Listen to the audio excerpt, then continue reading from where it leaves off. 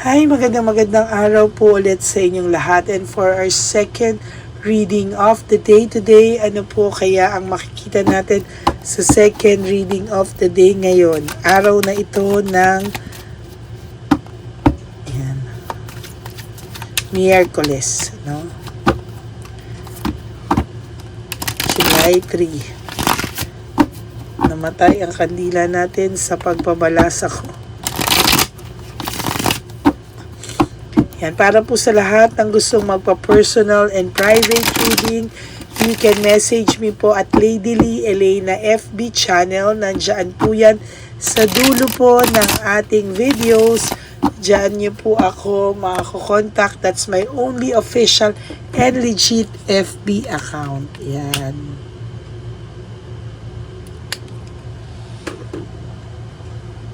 Okay.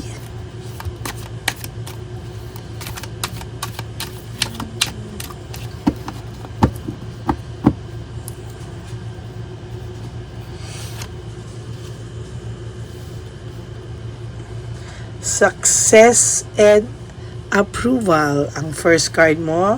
Bunot pa tayo ng 10. Ito ay bonus card lang. Parang nakatilang yung kamay kong ganun. 1, 2, 3, 4, 5, 6, 7, 8, 9, and 10. Okay.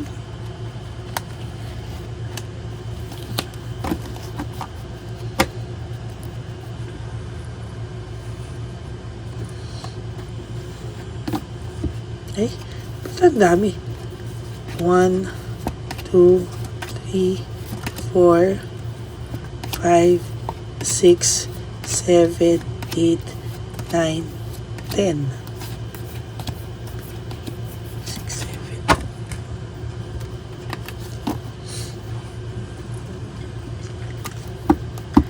Palasahin lang muna po natin to.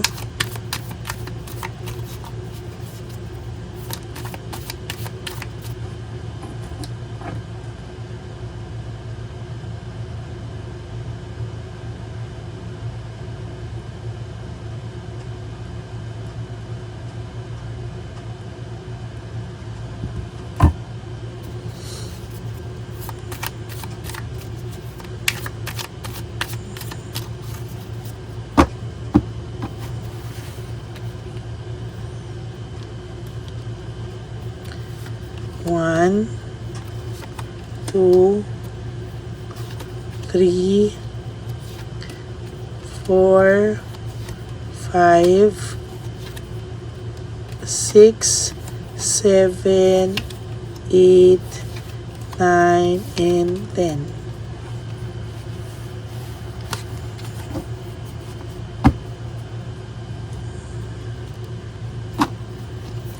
Huwag niyo po i-skip to mga kapatid, dahil dito po tayo kumukuha ng energy natin pareho.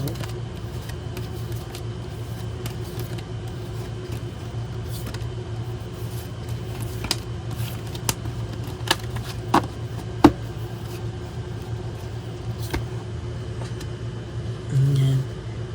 Wow!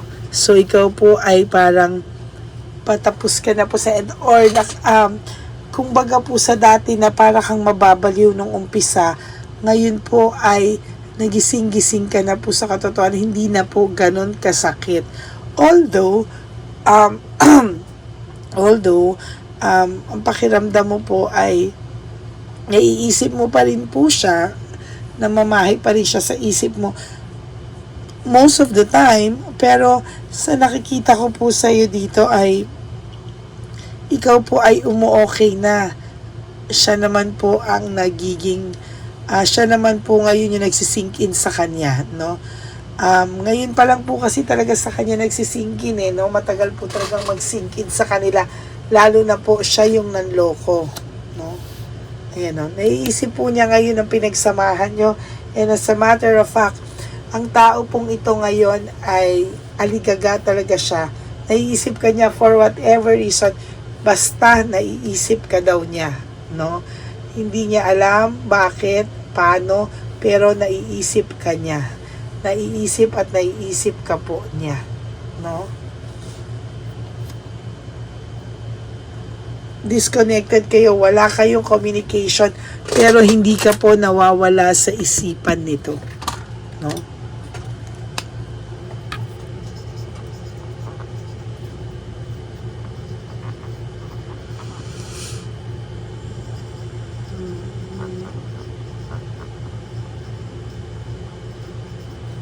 Pero hindi ka nawawala sa isipan niya.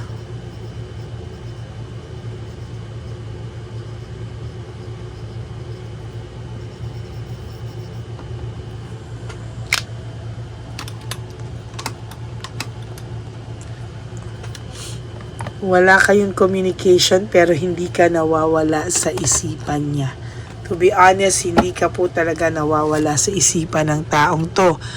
And sa nakikita ko din po dito ay pinag-uusapan ka po niya sa ibang tao, no? Sa mga taong hindi mo kilala, sa mga tao na walang judgment, no? Parang minsan-minsan nakukwento ka niya, pero matipid na matipid, no? Hindi niya lang po talaga mapigilan dahil hindi ka talaga nawawala sa isipan nito. Sa totoo lang po, takot po siya. Alam niya po na nakakarma siya. Alam niya po na somehow, takot po siya talaga sa karma. And sa nakikita niya po talaga dito, ay natatakot po siya. No? Natatakot siya na eventually ay hindi ka na mawala sa isipan niya at talagang makakarma siya ng tuluyan. Sa ngayon po ay may sakripisyo siya, no? Kasi sabi niya gusto niya mag-reach out sa iyo, gusto niya mag-sorry sa iyo, pero this is the price na kailangan niyang i-pay, na manahimik na lang muna, palamigin muna ang lahat, tsaka po siya a-action, no?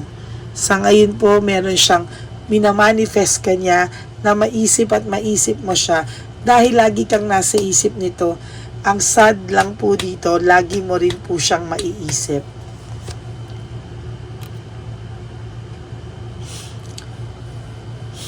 Yan o, fruit of labor, sayang po, no?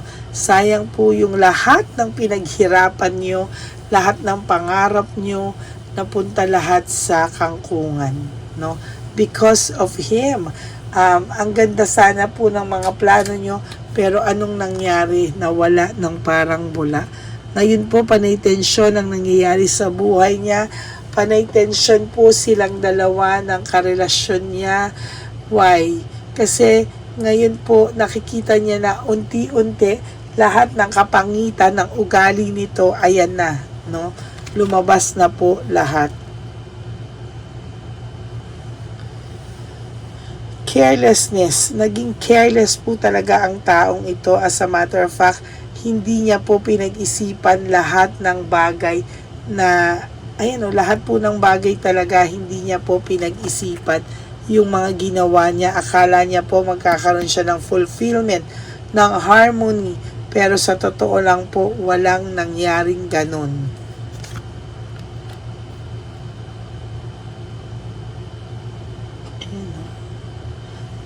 Ginusto niya maging free, ginusto niyang malungkot, ginusto niya itong mga nangyayari sa kanya. Hindi mo po ito sinadya lahat, pero siya po ang gumawa nito sa sarili niya. No motivation, lack of passion, talaga pong sa nakikita ko dito ay talagang matindi po yung kanyang pinagdadaanan. No, wala po siyang kagana-gana sa mga bagay ngayon. And as a matter of fact, kahit po anong gawin ay talagang naiisip ka niya, no? Tumingin siya sa kaliwa, naiisip ka. Tumingin ka sa kanan, naiisip ka niya. Kaya po nagtataka siya, anong ginagawa sa akin itong taong to? Bakit ko siya naiisip? Para na po siyang baliw kakaisip sa iyo. O, nababaliw na daw po siya. Lagi ka po niyang iniisip-isip. Na-stress na po siya, mga kapatid, no? Nai-stress and burnout na po siya, restlessness. Talagang ang taong to ay naiisip ka po ng paulit-ulit.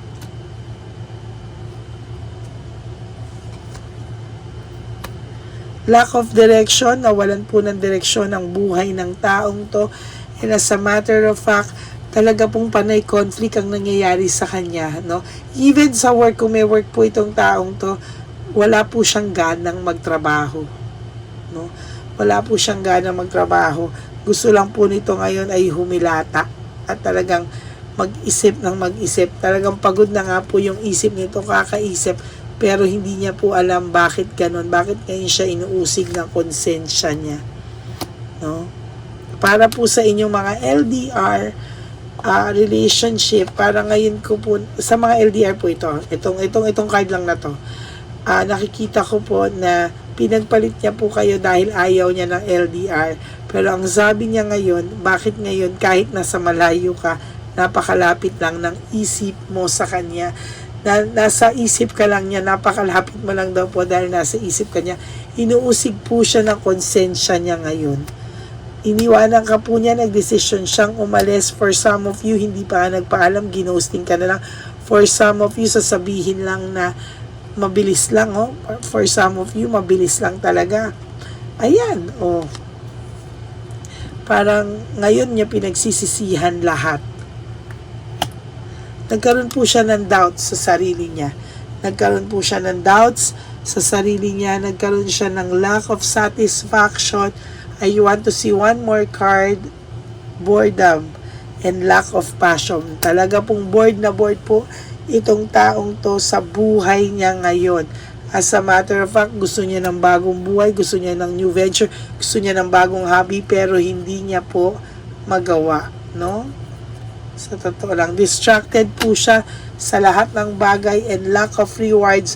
Kulang na kulang po ito sa rewards talaga, or sa blessings, no?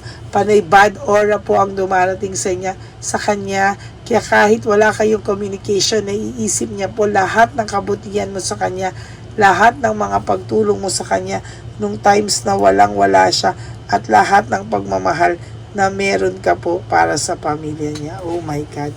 That's it for your second reading of the day. Kahit wala kayong communication, pero ngayon hindi ka po nawawala sa isipan niya. That's your second reading of the day today. Para po sa inyo, kung gusto nyong malaman kung itong reading ay para sa inyo, you can message me po at Lady Lee Elena. That's my only official and legit FB account. Diyan nyo lang po ako pwedeng makontak. Ayan po, no? Kahit wala kayong communication, ikaw pa rin ang nasa isipan niya. Boom. Yan, that's my only official and legit FB account. Sana rin po ay wag niyong skip itong ads.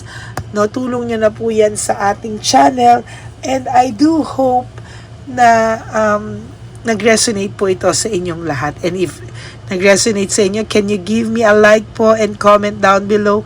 At maraming salamat din po sa lahat ng gustong magbigay ng super thanks sa video na ito. Maraming salamat po, and sa aking ever loyal and solid Lady Elena friends, family and subscribers, I love you all from the bottom of my heart. Maraming salamat po sa walang sawang pag-antay nyo sa aking mga videos, sa aking pagbabasa. Naku, mahal na mahal ko po kayong lahat, at maraming salamat po sa inyong lahat.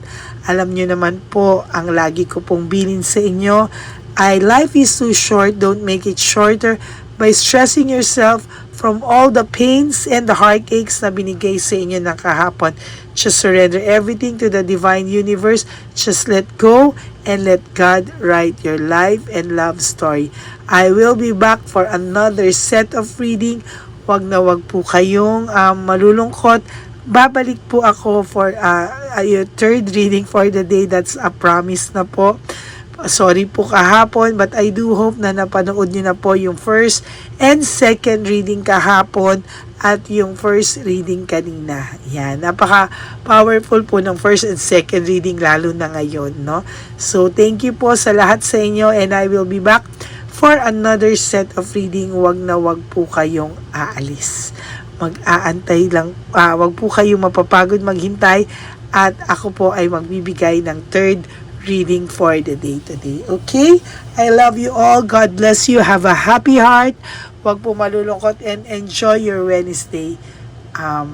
Good vibes lang po tayo. Okay? God bless you all. I love you all and we'll wait for your message po kung gusto niyo magpa-private reading. Bye!